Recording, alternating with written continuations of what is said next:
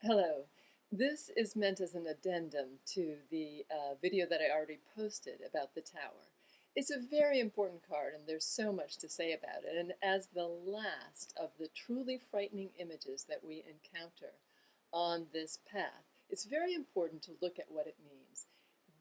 When we embarked upon this path from the very beginning at the Fool, we agreed to be embarking upon a path of initiation, of transformation. And transformation means change, and we human beings, we don't really like change for the most part. We may think we do, but we really like to feel safe and secure. That's what we really want most of the time, and we want proof that our change is going to be good, it's going to be fine. Um, at transformation, this is where the process that we began at the very beginning, but also really truly entered with card 13, the death card, comes in a certain sense to its culmination, to its culminating experience.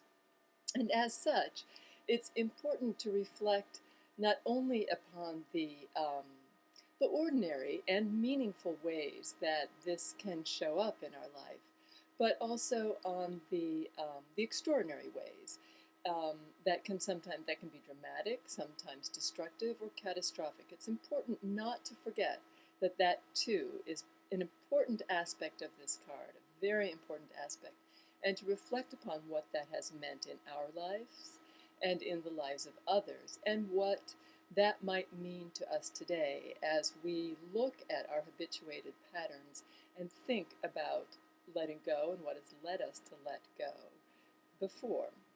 Um, Only we can let go, and that's an important message that I'll come back to. Even looking at its dramatic aspect, it does not necessarily have to be bad.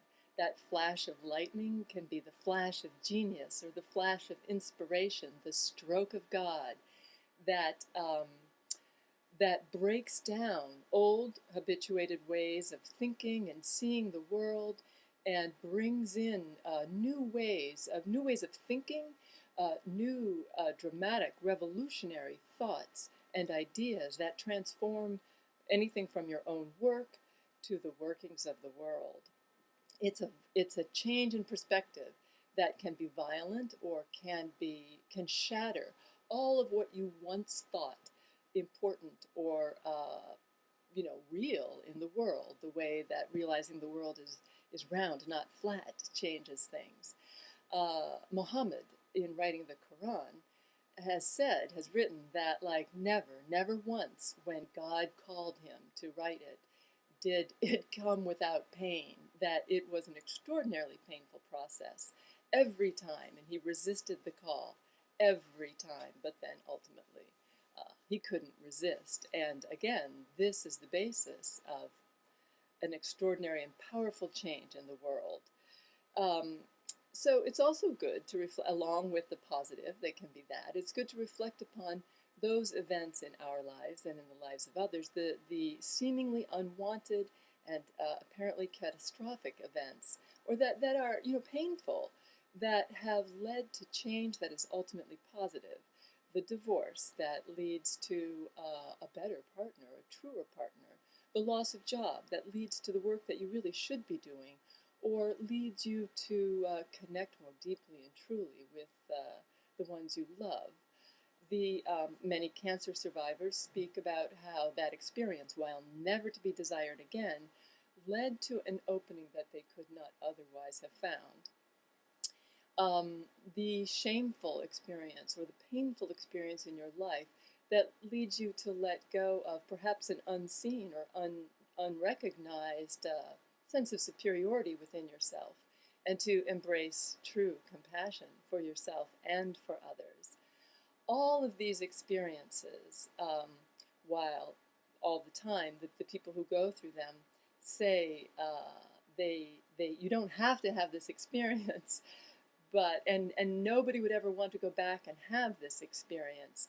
They can lead to a closing down, or they can lead to a great opening.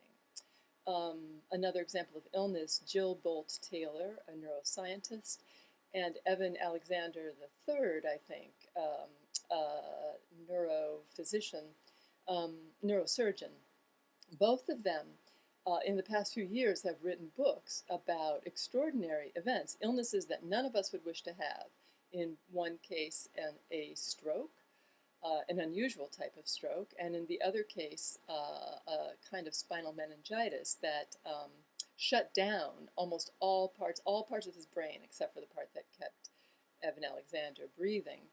And both people report having profound experiences while their brain was shut down. Again, none of us want to go through a stroke or a spinal meningitis, and I'm sure they don't want to again either.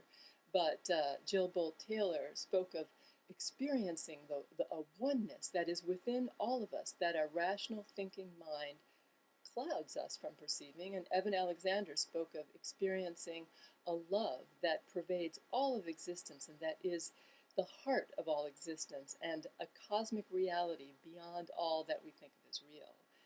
And these kinds of experiences, they too say they could never have had these dramatic and not to be desired experiences happened to them. Although they also say that that you don't have to go through the experience, that the experience is there. It is our birthright. It is us. You do not have to experience that pain. But then they, having gone through it, they can tell you that it's real. Once again, at many points, at most points, you are the one that has to let go. No one can let go for you. Even these difficult experiences, you can choose to identify, to follow the light, or to identify with the bodies falling, the falling shells of form.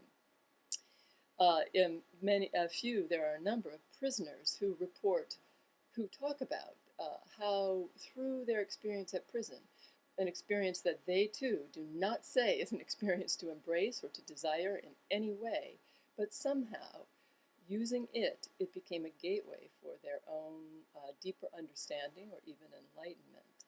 But there are many more prisoners who do not make that choice, whether they're not able to or whether they simply choose not to.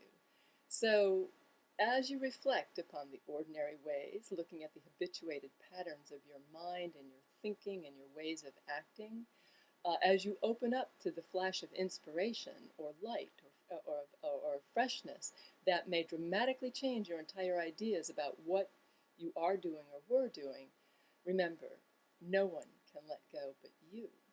And this is an opportunity. The tower represents an opportunity, painful or not, to let go, to identify with the light, the spirit, and not with the falling bodies and the lifeless shell of form.